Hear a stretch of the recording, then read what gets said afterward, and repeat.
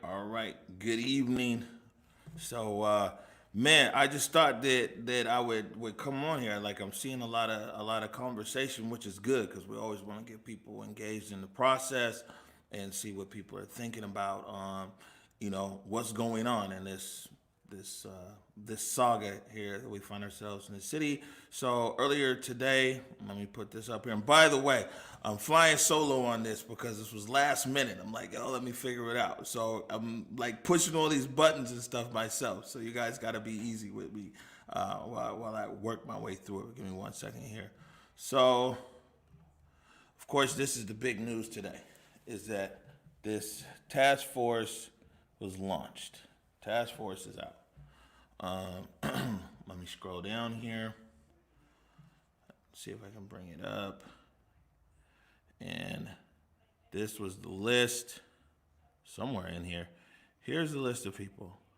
Wow, we can't even get it on one screen. But here's the list of people here that are in the task force. And so, first of all, thank you, I appreciate it. First of all, my question for you guys is, let me find a better whatchamacallit here. My question for you guys is what do you think of I mean a lot of you have heard of some of the people on here, some of you guys have not, but what are you guys thinking of some of the people who are here on the panel or on the task force? Also, if you want to join me on video, I've never done this before, but they've left me here by myself, and so I've got all the computer stuff all by myself to run. So if someone wants to come on here with me, man, shoot me an email, Omari at whereweconverge.com. I'll see if I can invite you into the discussion so you can discuss it actually with me here. Let's see.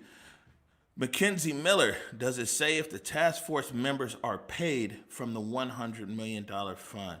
No, it does not, or at least not that I saw. If anybody from the mayor's office is watching, if that's the case, maybe you can tell people if this is a paid position or an unpaid position. I didn't see that. All right, Shelly, man, thanks for the positivity. Hopefully I don't press the wrong buttons out here. This is a way bigger group than I pictured her picking. I agree as well. I mean that I didn't expect it to be this many people. You know what I'm saying on this task force. I think clearly. I mean, you can say the more people, the wider the net, the more, of course, the more opinions and things like that you'll get. But at the same time, there's a lot of people, and it just depends how it's going to roll out. It's hard to rule by committee. Basically, the bigger the committee, the harder it is to be able to come to some decisions that are there. Well, yeah, hot diggity. I think that one of the discussions that we had, one of the ongoing discussions that we find here, as far as, it's a discussion about whether it's okay. Bring the mic closer. This is what they're telling me. See that nobody's here, but they're hitting me. Is this better? One of the things is like, are people saying that it's participatory? This participatory system that like the solidarity budget wants, and we've clearly heard that King County Equity Now wants. Or is it all about this budget, this task force, and the way forward? Let's see here. Leanne Shives Hernandez. Too many cooks in the kitchen. How many people would you guys have liked to seen on this task force? And then also, and this is a good question here, is there a rep from Seattle Schools? Tanya D. Aguilar. Another thing is there's nobody from one of the biggest problems that we're facing right now in the black community here in Seattle is gun violence, and there's I don't see any gun violence advocates that are on there. I don't see anybody, who's dealing with that population. And then also, what did he say here? Is there a rep from Seattle Schools? Going back to that one, I think that's another good question. So when you talk about education, now they got a big dog on there for education, which is Dr. Sheila Edward Lang from Seattle Central College. So clearly, that's the president of a college. And let's see here. Where is Nikita? Let me see. Nikita is not on here. What I didn't see was, just so you guys are just joining me, I'm doing all this stuff myself tonight. So give me a second, because I usually got a few people in here, but we just wanted to jump on, or I just wanted to jump on and do something. So I'm gonna leave this window. Let me see if I can find Nikita, because I believe Nikita said something, made a statement. Did she? Did they? Sorry. No, I don't. I don't see a direct one. I don't know, Nikki, if you're watching, if you see something, you send it over to me. So yeah, no, there's no Nikita Oliver on here, and I don't think that Nikita Oliver was invited to. So someone's saying here, I believe Nikita said she turned it down. So let me hit Nikita. It's actually be a good to get an answer directly from her. From they, SCC president is a gatekeeper and part of the problem. So are you saying there, Darnell, that Gonzalez, so Seattle City Council president, is a gatekeeper and part of the problem? Lola E. Peters, is there anyone from King County Equity Now Coalition? Not that I see directly. Now, altogether, there's like hundreds of organizations that make up King County Equity Now. I don't really see anybody from, at least that jumps out from King County Equity Now, as far as being on there. I think Darnell comes back here, says, nope. Let's see here. Boris Krajewski. Man, I'm trying, Boris. It's been a long day. Krichevsky, Boris Krivetsky. Boris is like, you're still killing it. Dr. Lang is fantastic and brilliant. However, not a rep from Seattle Public Schools. It doesn't seem SPS has a voice. Okay. Nikki just sent me something over here. Let me pull this up. Wow. There it is. Can you email that to me, or send it to me as a link, Nikki, so I can open it in a browser, as opposed to a screenshot? So I don't, Seattle Public Schools, why is it important? So Boris brings up a good point here. When we talk about Seattle Public Schools, the gap between black and white students as far as, their performance rate is like one of the worst in America. And, you can't, when we talk about, so let me just say this whole exercise here, at least in my mind, is about sustainable change. So things that are going to be sustainably changed from moving forward in Seattle. So we're not just doing something in 2 years from now we're back here, or 3 years from now we're back here, or something like that. We're and for it to be sustainable change, we know we can't just we can't just throw money at it, right? I mean, people have been throwing money at the homeless issue here for a long time, and it just gets worse. The thing is things systemically have to change, right? And so one of the things that systemically has to change is the performance of our kids in Seattle public schools. So that's actually a good point that it doesn't quite appear to be a Seattle public schools voice on there at the moment. And good looking out, Boris. I'll just stick to Boris. Let's see here. Now, Nikki just sent me something. Let me see if I can open this link. Okay, here we go. So Nikki just sent me this from Nikita. A lot of people are asking about Nikita Oliver. So I got to share another screen now. Okay. And this is what Nikita, let me make this full screen here. I was not asked. That said, I would have said community-based organizations are offering up a process with participatory budgeting. Let's try that instead of status quo task force picked by the mayor. In all honesty, lots of people did actually say this to the mayor. And now actually people did actually say this to the mayor. So for the people that are out there wondering, what Nikita Oliver is saying is that they were not asked to be on this task force. So let me go back here. Thank you, Nikki. Figure out something else here. I'm gonna be an expert on this by the end of the night. It makes me really appreciate this great team I got here at Converge, because they usually press all the buttons. All right, Rachel Brown. Because money doesn't necessarily translate to tangible resources, we need infrastructure for mutual aid to work. Yeah. Well, I mean, this is what I'm saying. It's like money in this city, people have been throwing money. Not enough in our community, but people have been throwing money. But what we gotta remember on this, right, is that if the systems don't change, then money just runs out, and you're still at basically where you started.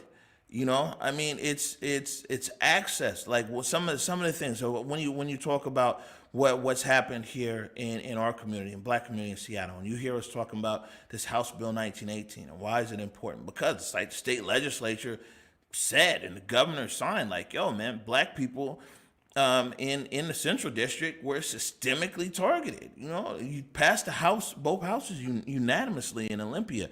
But what that means is that over time, the system worked, not only didn't work in advantage for Black people, it worked against them and targeted them, right? And so again, if the systems don't change, then just, an investment is good. I'm not one of those people who's like, man, 100 million, that's nothing, or whatever. Investment's investment. But investment without the change of the overall systems of access and of equality, we talk about, my big three. I talk to you guys about my big three. Big three are the income gap, home ownership, which leads to generational wealth, and the education gap. Now, if those aren't addressed, then what solutions are we going to have? Let's see here. Allison MH, fine. I think the mayor, picked a bunch of safe people. Not to say they aren't good folks, but they're not the leaders I want the community looking towards. All right. Right, and it's another good point here, John Jupiter. They don't get you. Even said it this morning. The rent in Seattle has raised the quickest in the nation. I don't know if for people who don't watch the morning show, is that Seattle has had the highest raising rent in America the last 10 years. It's like it's crazy. Like rents have gone up like 98%, but income has gone up 46%. The cost of a studio apartment has gone up over 100% in 10 years. Let's see. But Darnell, we must change the system for the black community, then we can invest into the black community. So, right? I think it's going to be interesting. So I talked to the mayor's office a little more this evening. I'll bring this here, and about some of these things and what they were saying. Hope that the streets are stay away from this. Yeah, I don't know if it's the streets are a thing. I mean, to be honest with you, Allison, there's nobody that I saw that directly operates in that space of dealing with our youth or marginalized communities or people that are out there in the streets in the middle of things. I don't see anybody on there. So yeah, so not only don't you see the street czar, but you don't see people like a Dre Franklin or Willard Jimerson. Okay. Was anyone else offered a position and also turned it down?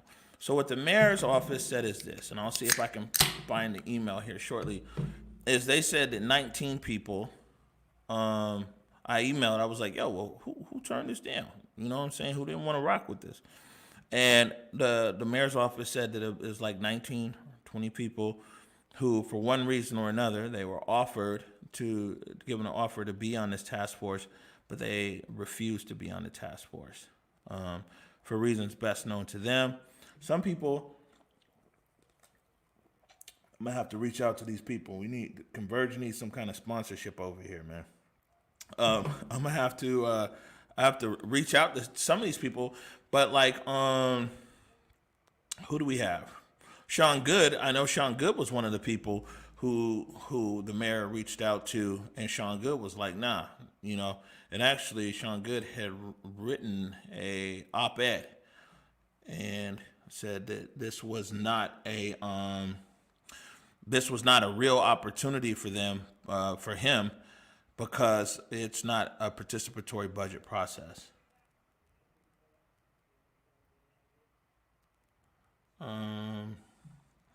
Because KKEN, I think you probably wanted to put KCN, seemed coy, so I'm wondering if that's why we don't see representation. Is Africa Town on there? This is from Silver Lie.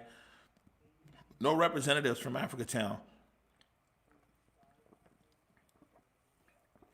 I do know, though, that earlier, a few weeks ago, that Triana Holiday was asked to be on there, but I think Triana was one of the people who declined because of the participatory process over this task force. The president of the Urban League was chosen. Let's go take a look. Michelle Merriweather, Urban League of Metropolitan Seattle. Yeah. And then somebody put a link in here. Let me see if does it allow me to click the link? No, it doesn't allow me to click it. Let me click that.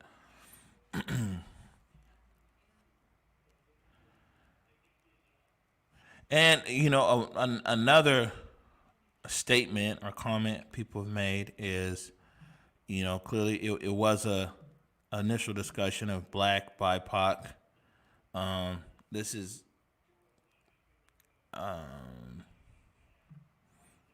it's encompassing. I see one rep from First AME. Any more faith-based groups? Yeah, Naomi, there is, let me see here. There is, I need to remove your comment. Yeah, Pastor Willis from United Black Clergy. So that's another one. Okay. Sean Good joined and then left. Did you check it out? Well, we read what Sean sent, and then hold on, here we go. So thank you, Nikki. Nikki sending all this good stuff over here.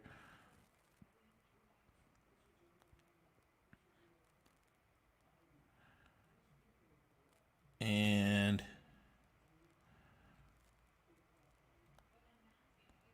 yeah, let's see. I'm looking for an official statement from these guys. But yeah, this is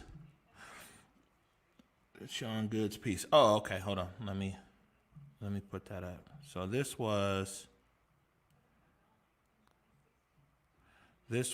Sean Good, and this was September 27th. Let me share this. Sorry, like I said, I'm in here doing it all myself tonight. So let me find this. Put his here, and voila. Okay.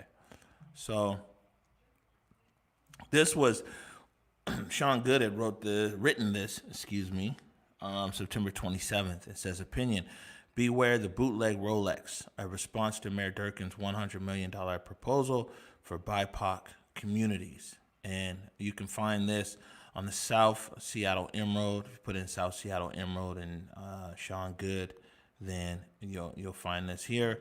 And basically what Sean Good is saying in here is that he didn't feel that this 100 million is really authentic. Actually, what if you really read through it, right? So let's just go right here at the top. He says something about baking a cake, and he breaks it down here.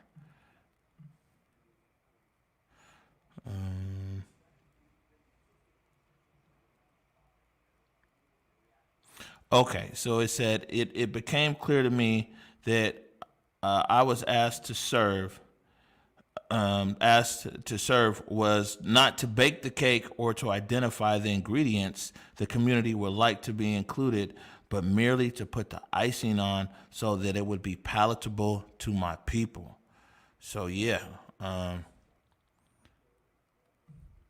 you hear Sean, what Sean Good said is that he got invited to be on the task force. Basically, he was kind of on the task force, and then what he's saying is like he wasn't there to pick the ingredients or to bake the cake. He was there to put the icing on top to make the task force palatable to people that follow him and appreciate his opinions. I would love to see.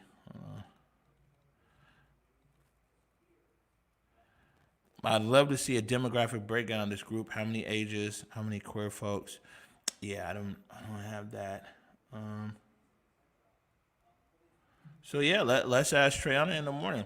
Good question. I'm interested to know more why Trey declined, but maybe better to hear from her on this. I agree. So we'll defer to Treyana. Tune in tomorrow morning at 11 a.m. and I'll ask Treyana. I do know, like when we talked about it before, she had talked about the process, but we'll let her let her explain. All right, Mandy Sue. So he walked away instead of insisting on change. That's just great. Something. Hey, it was Jermaine. It's Jermaine Miller right there. What's up, man? How are you? Um, let's see here. What part? So, yeah, this article here, South Seattle Emerald.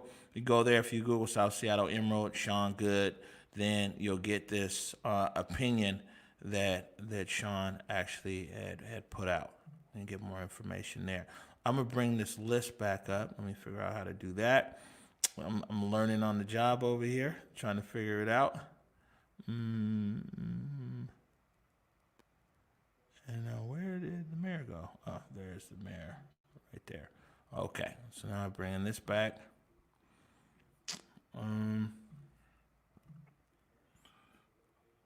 Always tuned in, brother. Appreciate you, Def Chef.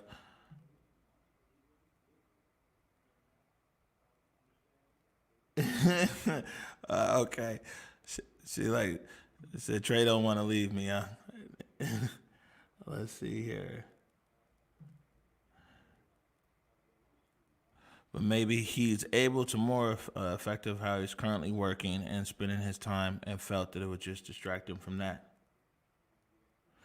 Yeah, I mean, that's possible. And I mean, a lot of these guys, their their credibility is of the utmost importance, right? And so if they're representing a segment of community, and that segment of community is like, listen, we want participatory budgeting, or we want it to work this way or that way, and that's the people they represent.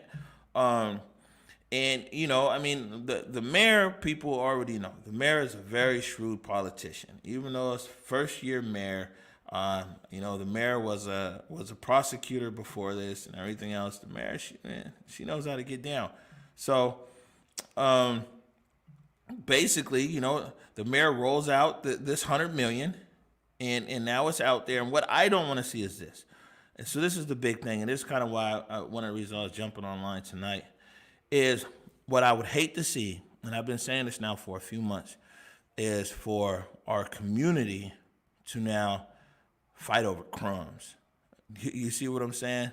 And so, and there not be anything systemically that's changed.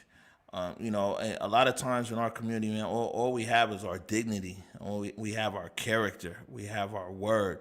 And you already know that it's like, time after time, a lot of times there's things that are brought into play to drive a wedge in between people in our community. And it's just going to be interesting to see how all this plays out. Talking to the mayor's office, right? So talk to the mayor.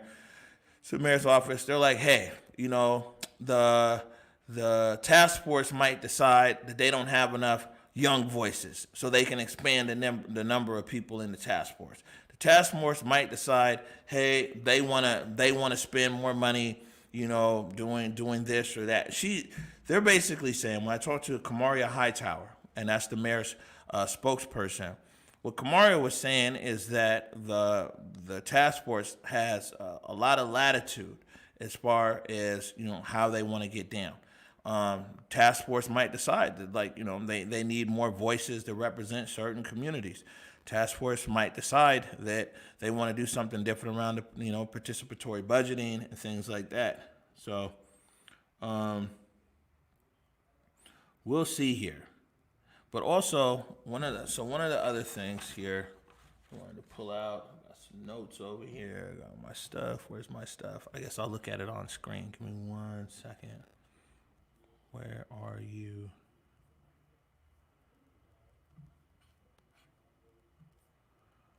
Voila.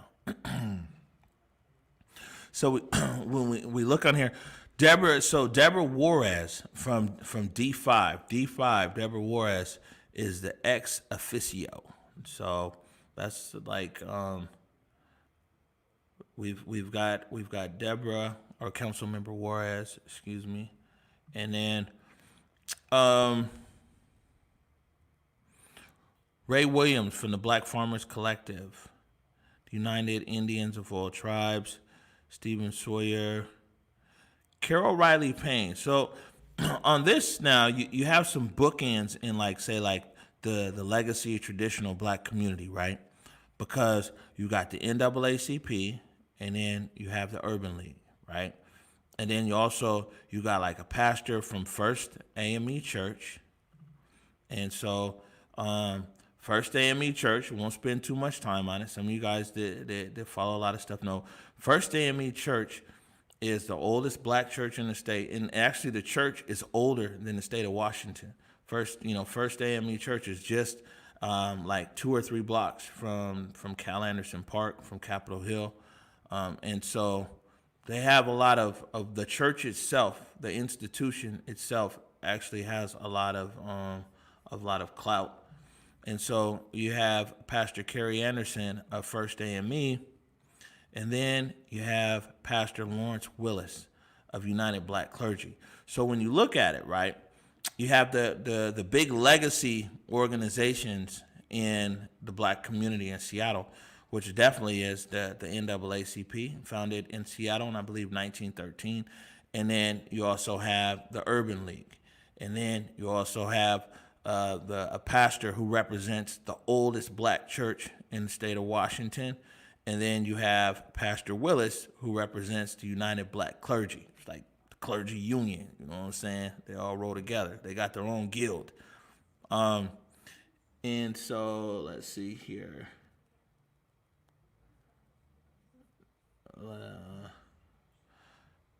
Juarez, the absolute most conservative council member. Wow.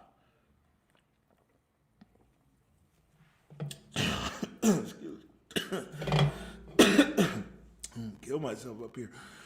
Do you guys feel that Juarez is the most conservative council member?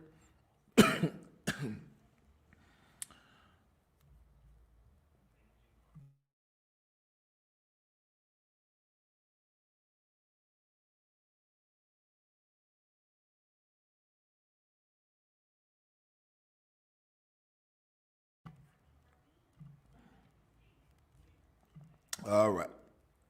I'm back. Trying to do too much. It's always about politics.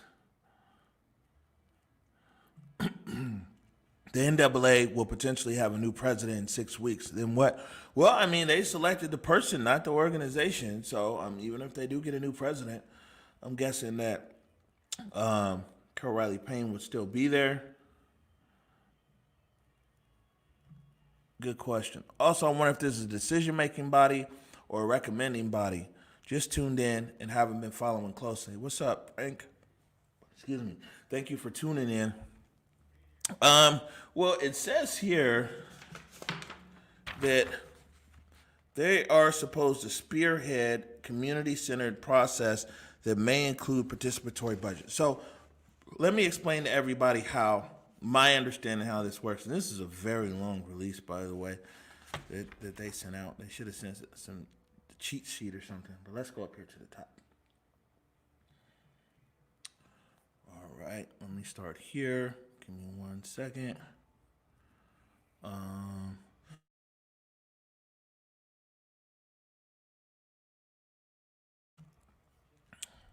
So we're going to look at this together here. Let me open this back up.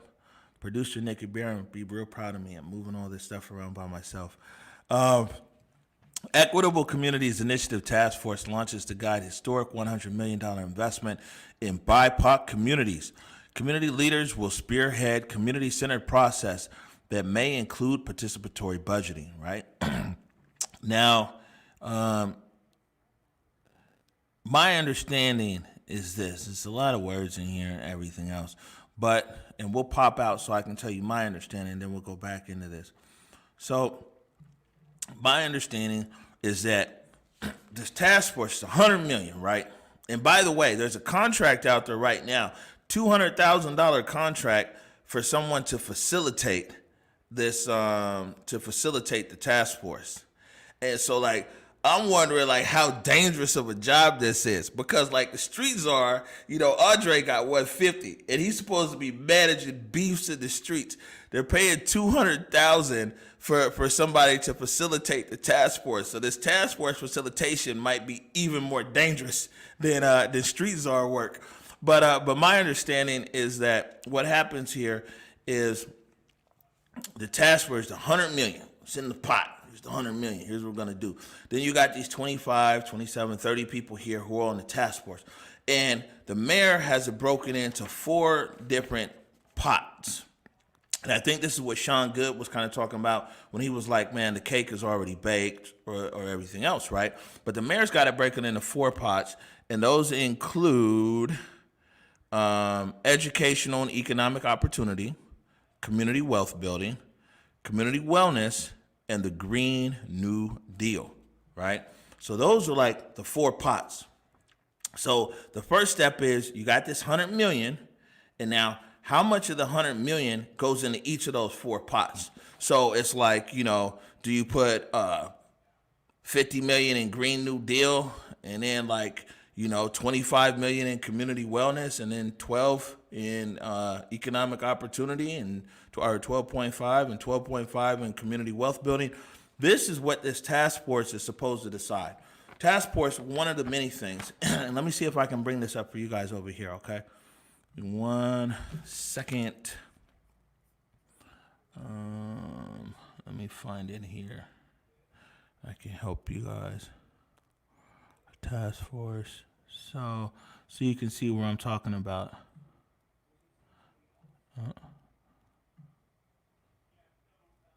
Right. So this right here is what I'm talking about. So you got the 4 pots, right? You got $100 million, and you got these 4 areas that are right here, and that is educational and economic opportunity, community wealth building, community wellness, and the Green New Deal. So now you're sitting on this task force, got $100 million out there, and now the first question is like, yo, we got this $100 million, where do we put it? How do we break it out? What are we supposed to do?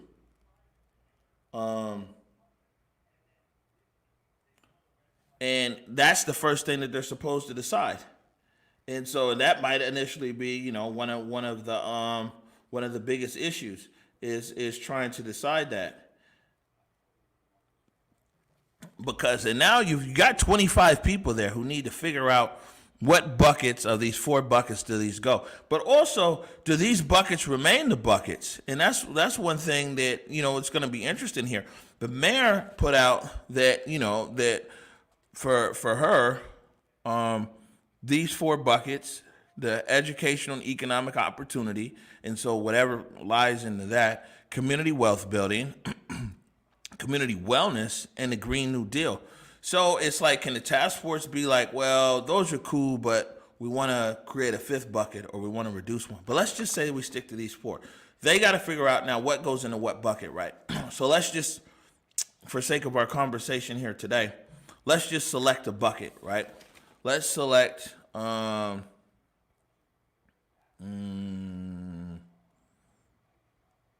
a good bucket for us to select, guys? Community wellness. Why not? All right, so you're on the task force, and it's like the task force is like, yo, we want to put 25 million of this 100 million into the community wellness bucket. So now 25 million is put over there, and then they're also going to say what are some of the results that they want to get from this 25 million that they're putting into the community wellness budget. So the task force is going to be like, well, we want to make sure that there's a decrease in instances around mental health, or we want to work on nutrition and get better. You could, come on, it's community wellness. It's a lot of different things. So then they say what the outcomes that they want are this attached to the 25 million. At that point, right, the task force is supposed to take a step back. Hold up, wait a minute, right? They're supposed to take a step back because now they've put 25 million into our community wellness bucket. They said that the results that they're looking for, and now what happens is it's supposed to go open to RFP. I believe that's what it's called there in the city. And so people got to go bid on it. So now if you're in the community wellness business and you got, you're a nutritionist or whatever, you're like, oh, word, it's 25 million over there in the pot. And now you got to go and you're going to go and apply through the city to be able to access these funds to provide a service based upon the outcomes that the task force said that they wanted to be able to get, in the community wellness bucket. Is this making sense to you guys? Let's see here. Everybody's like, no, it's crazy. Oh, okay. Dev Chef's always with me. My man. All right, so here we go here. Andy Katz says, in other words, classic Seattle process.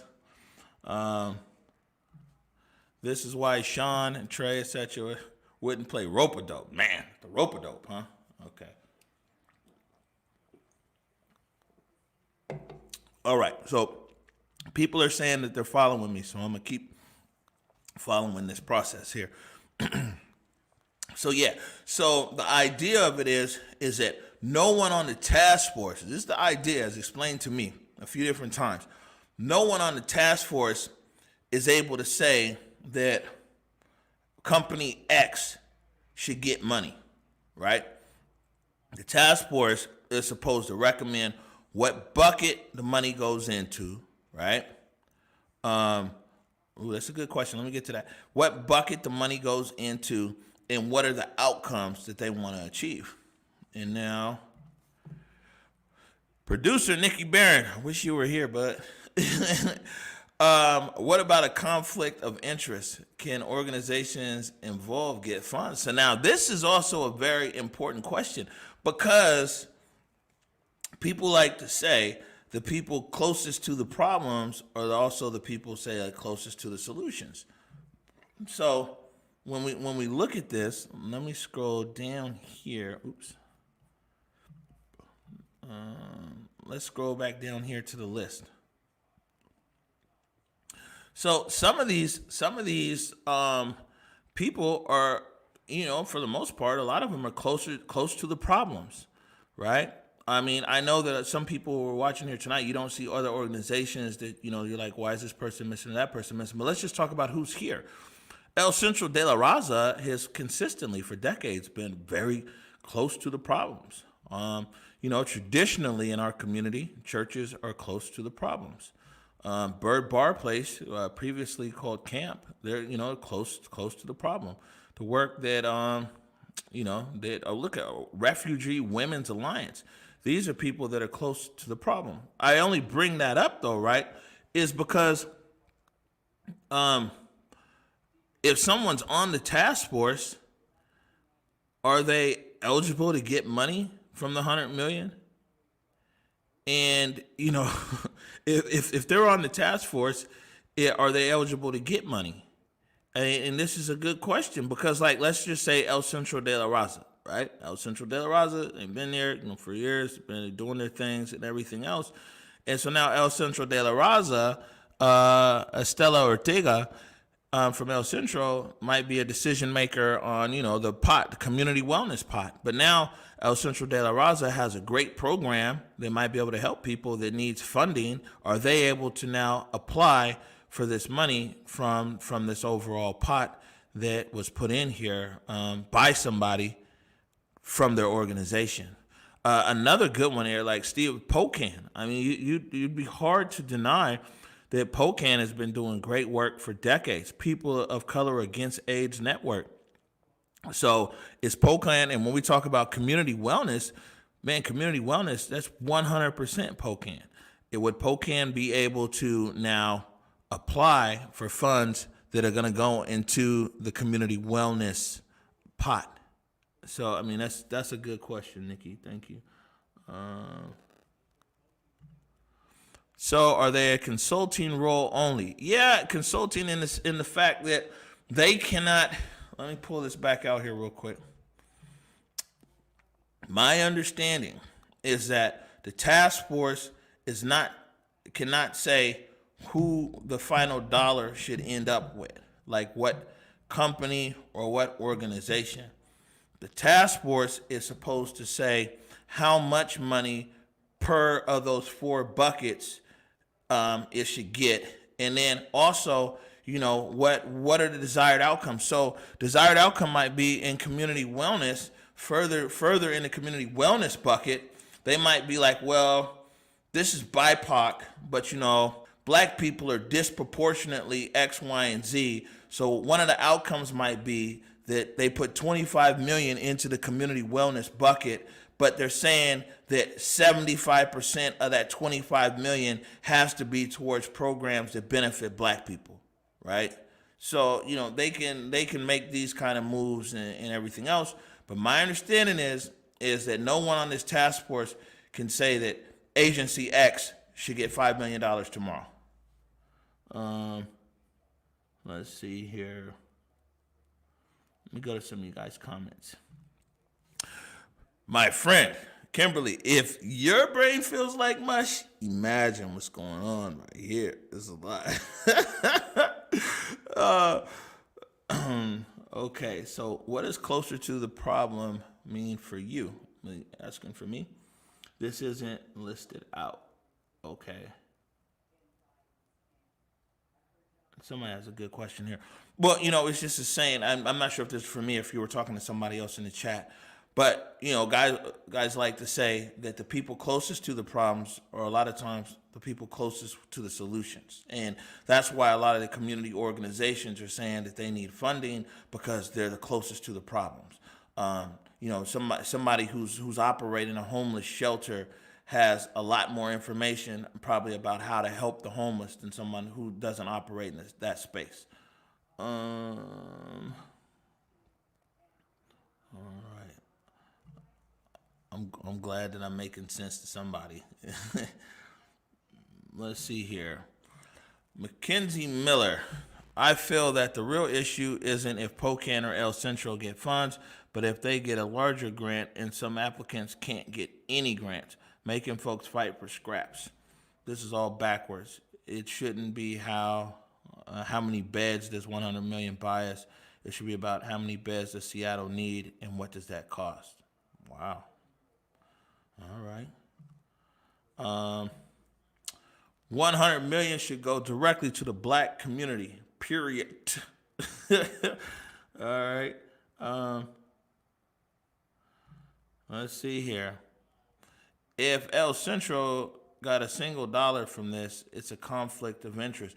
I mean, these are kind of things we got to figure out. Are there deliverables or measures of success and deadlines? That'll be interesting right there. Is to see what are, and this is the thing though. The task force very well might be the ones who are doing the measurables. They're creating the deadline. It sounds like the task force has a lot of leeway here. By the way, give me just 1 second, guys.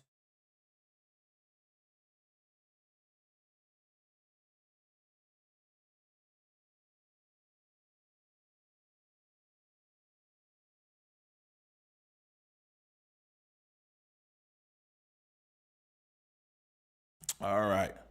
So that's the thing that we got to keep in mind is that my understanding as well, and man, maybe we can get the mayor back on here, or somebody from the mayor's office, because these are a lot of good questions, and their release hits on a lot of stuff, but of course the release, like any press release, is a lot of selling. It's like, hey, this is the best thing ever. Some of these people, they're the greatest people ever, which I'm sure they are, and this and that. We're going to change the world. But some of these smaller questions that, they're not there. Thank you, Rebecca. Appreciate it. And so my understanding, like I said, in talking to these guys earlier, is that the task force very well might be the ones who are defining the deadline. They're defining what success looks like, what failure looks like, a lot of the metrics around that, and most importantly, what areas the money goes into, and what are some of the required or desired deliverables that come out of the process.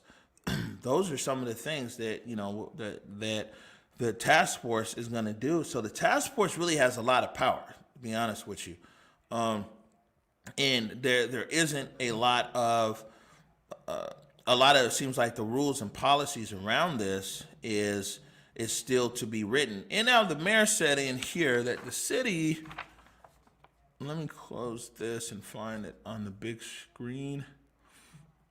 The task force will be supported by the city. Let me find that.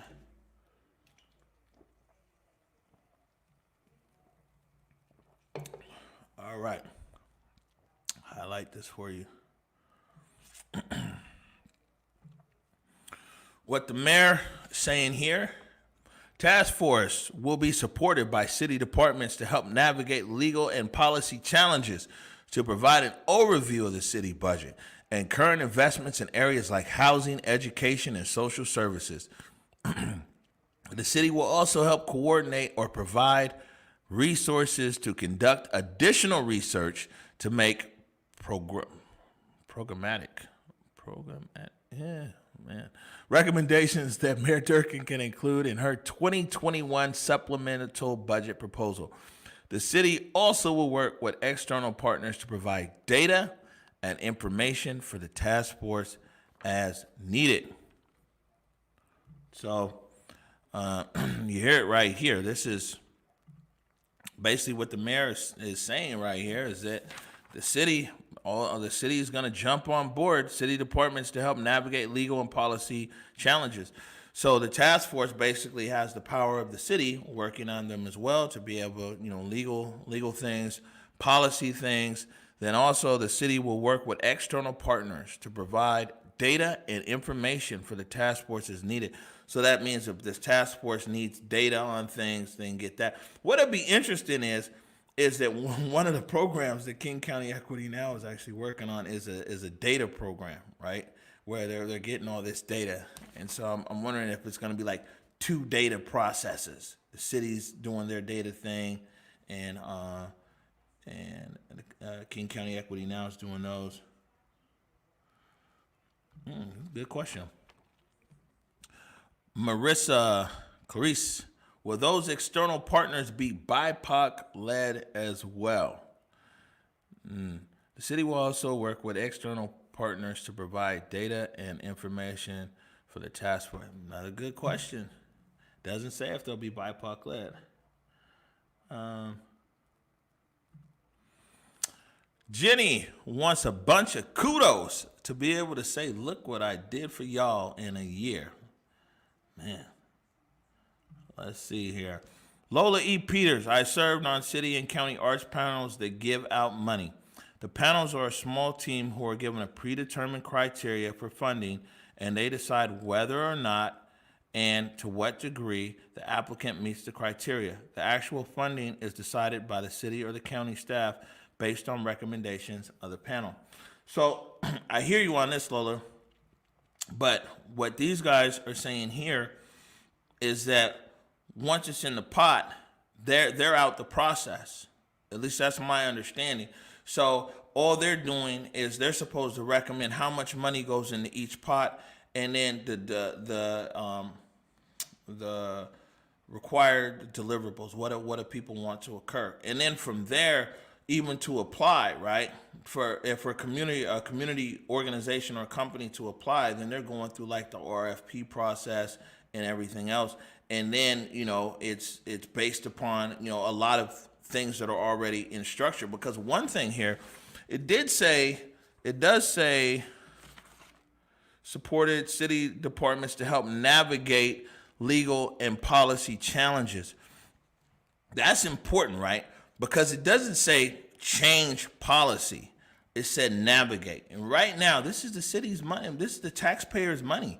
So the taxpayers' money, there's a route to that. Anything over $53,000, man, you got to go through RFP. There's nothing in this document right here that says, like, oh, they're going to change the process so community organizations or people who want to access this $100 million get it expedited, yada, yada, yada. It just says that they're going to navigate legal and policy challenges. So yeah, it's gonna be basically the way that I see it. Let me pull this back out here. The way that I see it is the money comes in, it goes into this pot, and people in the community that feel that they can provide these services that are put out there, this criteria, they're going to submit an RFP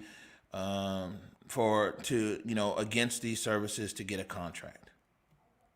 So, I don't know. Let's see here. Is there a link to the document? Yeah, hold on one second. Let me get it for you guys. Does this thing let me comment? Yeah, it does. Here you go. Put this in here.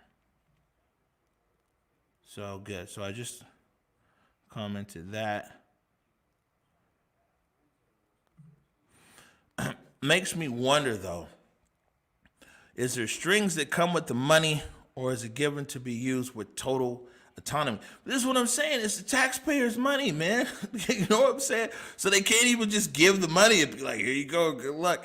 I mean, all these criteria, just like if you were to do business with the city today, the city is like, man, here's a contract. These are our deliverables. We need our deliverables, or you're going to be in trouble with this contract. And you're definitely not going to get another contract, right? I don't think that there's anything that's going to be different in that process. So let's talk about community wellness. Maybe somebody has a program where they deliver healthy organic food to elders who might not be able to get out, and they're like, yo, I got this program, I can deliver to, I don't know, 20 or 10 homes that house community elders. I can deliver this food or whatever. For them, I mean, it's still a process. You go to the city, you got to put in, you put in your contract, you got to, be vetted, you got to have all these things. And then the city's like, okay, well, man, you need to deliver to 10, let's say, nursing homes, every day or whatever. If you don't do that, and if you're not following the guidelines or expectations, you need to deliver this many broccolis or this many whatever's in the agreement, you're out of business. I mean, there's nothing to think that it's not going to be business as usual in that sense for that. There's also there's nothing in here that also says that there's going to be different kinds of criteria or whatever for applicants in here.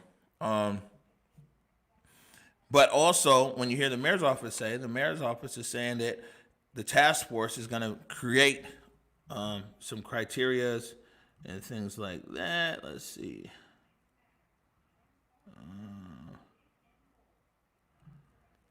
Yeah, I'm sure there has to be some type of accountability. Yeah, of course. No, there's a lot of accountability that's in play.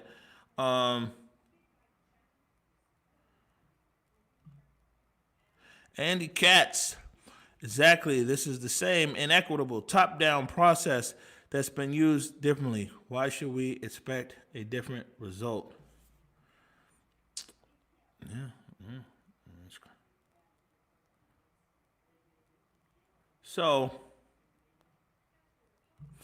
let me ask you guys, who would you? I know people say big names. You say like King County Equity Now, things like that. Putting like big organizations to the side, who would you guys have liked to see on this task force? Maybe it's just somebody who you respect in your neighborhood or community or things like that. Who do you think, just as an individual person, not an organization, who do you think would add value to this task force?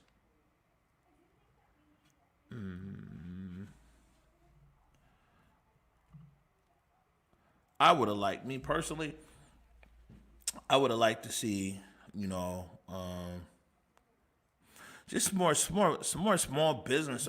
I mean, like, to me, man, I'm not knocking any organization, and not just because I'm a lone wolf or something. I'm not a part of a lot of organizations. The only organization that I'm a actual card carrying member of is the Seattle Association of Black Journalists. Big shout out, SABJ in the building. You know what I'm saying?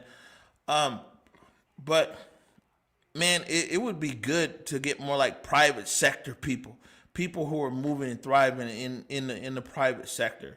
So, well, Peggy Holt said Sean Scott. I think he ran for city council D4.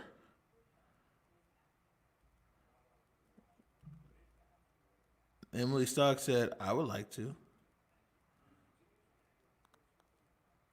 Yeah, you already know, SABJ. Youth at risk. Yeah, again, that's an area, man, with these youth. There's not a lot of people that you see there that are representing that category. And we just had a bunch of them last week on air when we did the gun violence roundtable. I'm flattered. Thank you. But I'll have to pass. Let's see. Man, I'd like to see the youth represented. Yeah. Public policy researchers. That's good. People need research. No youth at all, huh? Oh, look at this one. My mom. Hey. My mom says she's watching too. Hey, Mom. Uh-oh, we got a big one coming in here. I think this task force is for show. I would like them to stop holding positions they're not qualified for. Jenny has no personal investment in advancing BIPOC communities. The folks who decide what organization or projects receive the money should be the folks that represent the most marginalized communities. All right, Marissa, I heard you loud and clear. Yeah. Like, I mean, like one of the biggest things that we got going, man, it's a problem. Our community is, like I said, it's the income gap, it's business, and you know what I'm saying. It's actual money and resources in our community. The average black household makes $42,500 a year in the city of Seattle. $42,500 a year. The average white household makes $105,000 a year. And like, man, I'm not mad at the white household who's making 105. You know what I'm saying? That's not the issue. We just want to move our 42.5 way, you know what I'm saying, way up. 42,500 for a house. It's amazing. And black people still in the city, as expensive as the city is, and we're still here. But so for me, like, I'm one of the people. I just come from a space. The government can't solve all the problems, man. You know, that's just where I'm at. Government needs to be involved in a lot of stuff, but government can't solve a lot of the problems. And that's why I'm big on like private stuff. Like, what can private sector do? And private sector doesn't always need to be Amazon stuff, but that private sector is also like, you know, our small black business owners. You know, it would have been nice to see like Theo from somebody like an Island Soul, young entrepreneurs like Kiana and Devon Pickett. You know what I'm saying, from the Postman, or Christy Brown at Brown Girl Cooks. I mean, she's opening a restaurant in the middle of a pandemic and COVID. I mean, imagine. You see what I'm saying? Like, the business mind that's pushing out through there. I mean, there's so many businesses. Exactly. Trey Lamont, man. You know, somebody just said Jerk Shack. I mean, these are people out there who every single day are responsible for a profit and loss. And I'm not knocking anybody or anything else, but a lot of the organizations, those are funded by, like, you know, tax dollars, donations, and people aren't necessarily worried about paying their employees. They're not worried about a lot of these other things. A lot of them are insulated even through COVID and everything else. I think it's important to have people out there who are fighting the good fight right now. You know what I'm saying? People who are out there every single day. You know, I'm a small business owner, so I get out there and fight the good fight every single day. You know what I'm saying? We don't operate off of a grant. We don't operate off of whatever. We got to go get it. And so the knowledge and also the sense of urgency of people who are like, yo, we got to go make this change happen is just different. You know what I'm saying? Let's see here. This is a good one here. Somebody said Mary Flowers. Again, we don't really see anybody from that space represented. So whether it's a Mary Flowers, a Davita Briscoe, a Willard Jimerson, a Dre Franklin, we're not seeing that. What kind of work are these black folks? Producer Nikki Barron. Yes, local entrepreneurs would have been great to see more of. Yeah, and so like that's like my biggest thing is I think that like we need more people, no matter what, even if this is participatory process. I would be like, yo, entrepreneurs, make sure you're at the participatory meeting because, you know, we need the input. Because, you know, for me, this income gap, man, is massive. We have to be able to churn out, you know, in short term, we got to be able to get better jobs. And that's what we talk about. There's no excuses. I'll be talking about that more next week. How can we get better paying jobs right now? In the long term, though, it's that pipeline. How do we have that pipeline going that gets our young kids interested in higher paying jobs when they're in middle school and high school? They go off to college, they graduate, they come back here and get one of these nice jobs, Amazon or whatever, right? But this is why, man, it's important that you know, these kind of things are taken into consideration. Nikita organized the high school students who lobbied city council and mayor to use STBD funds for those Orca cards. You should vote yes on KC Prop. Man, okay. See Andy Cass doing a political ad in there. Esquire Club. Esquire Club. But, you know, the other thing people are saying, though, Darnell, is that there's an absence of youth on the on this represented here. KL Shannon, no KL. Let's see here. David. Hey, what's up, David? So this is David right here. David also goes by Malcontent Tango on Facebook, really across all the platforms, man. And David is the poll guy. You see him out there. He's streaming with the poll and everything. And they just started new shows every Monday. It's called the Happy Hour, and he's got a wide range of local and national news. So if you're not following Malcontent Tango, it's a crazy name, right? Malcontent and then Tango. I'll let him explain that to you as to where he came up with it. Make sure you follow. So agree with all this, Omari. Not the right voices on the committee. No process change. This is just going to enrich the same organizations that have little to show on supporting community. Man, David came in just clapping. Pow, pow, pow. I'm saying. But again, those entrepreneurs supposed to be on the TF are getting their share of the money. I mean, you'll find though. Okay, yeah, no, Trish is an educator. I mean, Trish. When you talk about TAF is well respected in the community. Technology Access Foundation, like really respected. They've taken, they've transformed really, a big part of, or at least a part of our community, and getting kids into tech very early on. Part of their curriculum, I believe, is going in over at Washington Middle School, some everything else. So, yes, there's an educator there. And then there's Dr. Lang, who I think, or is it Edwards Lang, who is the president up at Seattle Central College.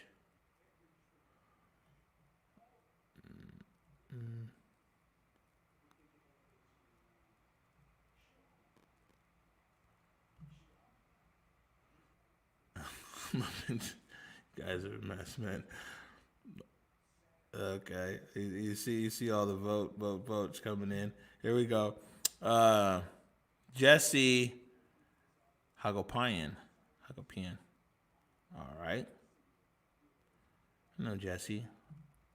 Tap connection.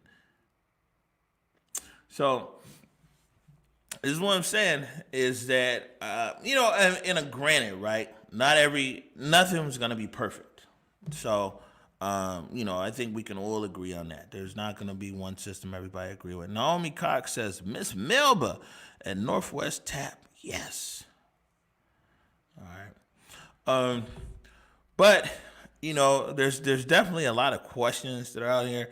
Then there's a whole nother issue I won't even get into today. Black Lives Matter, Seattle King County. They sent out a few press releases today. And yeah, I might just have to say that until tomorrow. It was a lot. This is why I try not to come on here past the morning show. Maybe a panel discussion with task force members is in order. So do you guys want to see a panel discussion with the task force members and taking questions from the public? Is that something we should try to organize? Reach out to the mayor's office, see if we can put that together? Right. People have questions, Let's try to, get the answers. This is what we're here for. This is this is what the platform is here for, and and everything else. And we see here, let me pull this back up. This is your money. At least you people that live in Seattle, you know what I'm saying? This is your money. So this is why, yes, the panel discussion. Yes. Yes. This is a virtual sleepover. Yeah, I'd like to hear what they envision their role to be. All right. Me too. We got a lot of yeses. So what we're going to do on your behalf is we're going to reach out to the mayor's office. We've got a few names over here, but we're going to reach out to the mayor's office, and we're going to see if we can put quickly a panel together. I don't think we need a lot of time for this. You know what I'm saying? I mean, if they just agree, we're just going to, we'll go live. We'll get people on there. I mean, so it doesn't have to be pushed out. You got to remember, this is one of the biggest issues of our time right here in the city. So we'll reach out to the mayor's office and see how we can at least, I mean, it's difficult to get 25, 27 people, man. I promise you, the squares on the screen would be so small. No one would like that, right? But we might be able to get a few that are here, that they can come on, can represent a few different kind of categories. Or we could try to get all the black folks, you know what I'm saying? If that would be helpful as well. And either way, get them here and let's hear from them. Let's ask them like sincerely, like in the best way. You know what I mean, man? I'm never trying to set people up or nothing like that. But in the best way, why did you feel it was important to take on this role and this responsibility? What are the outcomes that you want to see? How can we as community best support? You know what I'm saying? I mean, these are important questions. Which one of these predetermined buckets that the mayor has out here is most important to you? Which direction do you want this to go? You know, some of everything else. So let's work on that. Let's see. It's okay. Hands up, Nikki. I'm gonna send the mayor's office an email tonight and see if they can actually work in conjunction with us to coordinate the people, because it's their people. Coordinate these people, and let's just see what we can do. I feel like you could reach out to them directly too. Maybe more shy to speak without moral approval. I mean, but you can't take these. But this is the thing, though. So I agree with you, Frank. Like, some of these people I know these people have got their phone number. I call them and be like, "Oh, what's up?" But I think that it benefit the public if we can get 4 or 5 of them. It's more beneficial to get 4 or 5 of them here. But at the same time, man, you can't go and serve on like, this is a high-profile task force. This isn't like, the city's task force on gardening improvement in city parks or something. Man, this is the task force to change black people's lives in the city of Seattle forever. You gotta be ready to come and talk, man. It just kind of comes with the position. But I do hear what you're saying, Frank. It says next time you go live after 9, we need PJs. All right, I got you. Well, look, I'm gonna get out of here, man. I just it was a lot of comments on Twitter and throughout social media, and people were just talking about how they wanted to discuss this. And so, there we go. I mean, yes, and they should be willing to hear the people out. It's public funds they're dealing with. Yes, it is. Converge with Nikki, we need Converge PJs. We're gonna work on that. But look, so I'm gonna get out of here. We're back at 11. But man, keep these questions coming, because you got to remember, it's you, the citizen stakeholders of the city. You know what I'm saying? It's not a community organization. It's not a task force. It's not a mayor or a city council. It's you and I, the people, our citizen stakeholders here, who have to hold the system and the process accountable. You know what I'm saying? We need to hold the process accountable. And so we're going to continue to be here to see this process through. And want to say thank you to everybody who tuned in tonight. And keep the questions going. And, feel free, through social media. You can email me, omari@whereweconverge.com. And, I'm here for it. I'm here for all you guys. So I'll catch you tomorrow at 11 a.m. Peace. We're right here at East Precinct. It doesn't get any closer than this right now.